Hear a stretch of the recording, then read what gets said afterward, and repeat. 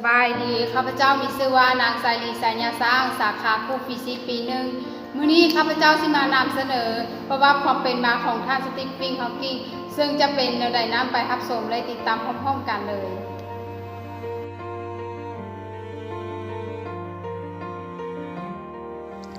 เมื่อวันที่ 14 มีนาที่ผ่านมานอกจากจะเป็นวันคล้ายคือวันเกิดของนักวิทยาศาสตร์ที่มีชื่อเสียงโด่งดังของท่านไอน์สไตน์แล้วยังเป็นวันแห่งการสูญเสียบุคลากรแห่งยุคศตวรรษที่ 21 นั่นก็คือ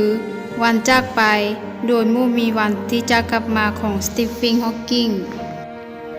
ซึ่งเราเป็นผู้ค้นพบความลับของลูกดัน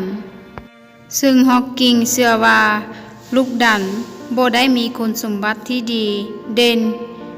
ยังบ่มีทางกลับมาเพียงอย่างเดียว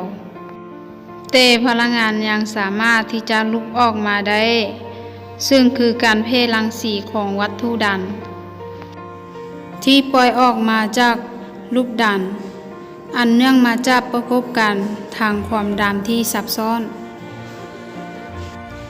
นักบริเวณใกล้ขอบฟ้าของเหตุการณ์นั้น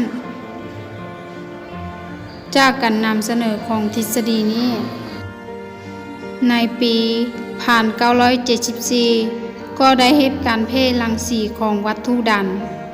ที่ได้ตั้งชื่อเป็นเกียรติให้แก่สตีเฟน ฮอว์กิงในชื่อของรังสีฮอว์กิงตั้งแต่นั้นมาซึ่งรังสีฮอว์กิงมีที่ไปที่มาจากการศึกษารับลมของฮอว์กิงที่ว่าโดยปกติแล้วลูกดันจะมีแรงดึงดูดอันมหาศาลซึ่งหากมีวัตถุใดๆหรืออันใดๆที่โคจรใกล้กับขอบฟ้าของเหตุการณ์นั้นก็คือวัตถุหรือพลังงานที่บ่สามารถเร่งความไวของตนเองให้หนีออกจากลูกดันจับคุณสมบัติดังกล่าวก็อาจจะส่งผลเหตุให้ลูกดำบ่สามารถมีหมวกหรือพลังงานที่ลุกออกมาได้ดังนั้น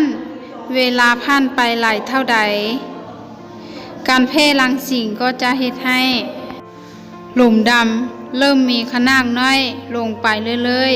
ๆและหายไปในที่สุดเหมือนไปจากชื่อดังเมื่อปี1988เรายังเป็นผู้ที่หลงไหลในเรื่องเวลามีอยู่ซ้ายบนน้อยรวมถึงนักวิทยาศาสตร์ที่สามารถเข้าถึงได้ง่ายและเป็นกันเองจากผลงานทางหนังสือยุคทักๆและหนังสือพิมพ์ที่เฮามักจะเห็นฮอว์กิงอยู่หลายๆครั้งบ่ว่าจะเป็นการ์ตูนหรือสารคดีโดยหนึ่งในสารคดีอันทรงคุณค่าต่อการรับชมจากการศึกษาในเรื่องราวเวลาที่ว่าเฮาสามารถเดินทางเที่ยวไปในเวลาได้แนวใดซึ่งฮอว์กิงได้ให้ความคิดเห็นว่าเฮาสามารถเดินทาง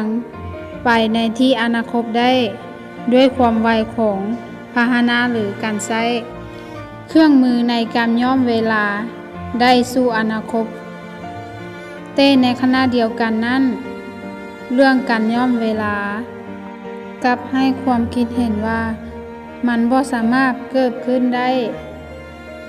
ซึ่งฮอว์กิงได้ให้คำอธิบายว่าผ่านการทดลองง่ายๆเพื่อ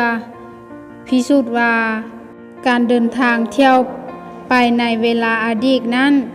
จะเป็นไปได้หรือบ่โดยเขาเจ้าได้จัดปาร์ตี้เพื่อต้อนรับผู้มาเยียบยามจากโลกอนาคตโดยมีการระบุเวลาสถานที่ที่มีเอาไว้ในบัตรเชิญอย่างละเอียดซึ่งฮอว์กิงเชื่อว่าในบัตรเชิญนี้จะสามารถดำรงต่อไปได้อีกหลายๆปีข้างหน้าและการเดินทางย้อมเวลาตามบัตรเชิญของเฮา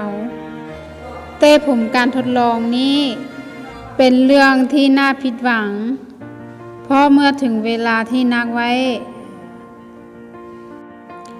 บ่มีนัดเดินทางเข้ามาเลยในงานปาร์ตี้ของเฮาเลย นี่ก็คือข้อมูลบางส่วนที่ได้ถูกมารวบรวม มานำเสนอเกี่ยวกับสายที่จะเป็นสัญลักษณ์แห่งความเป็นอัจฉริยะของแห่งยุคปัจจุบัน รวมถึงเป็นตัวแทนแห่งบันดาลใจในการสู้ชีวิตของผู้ที่สิ้นหวังและเป็นแบบอย่างของนักวิทยาศาสตร์ใหม่ไปตลอดกาล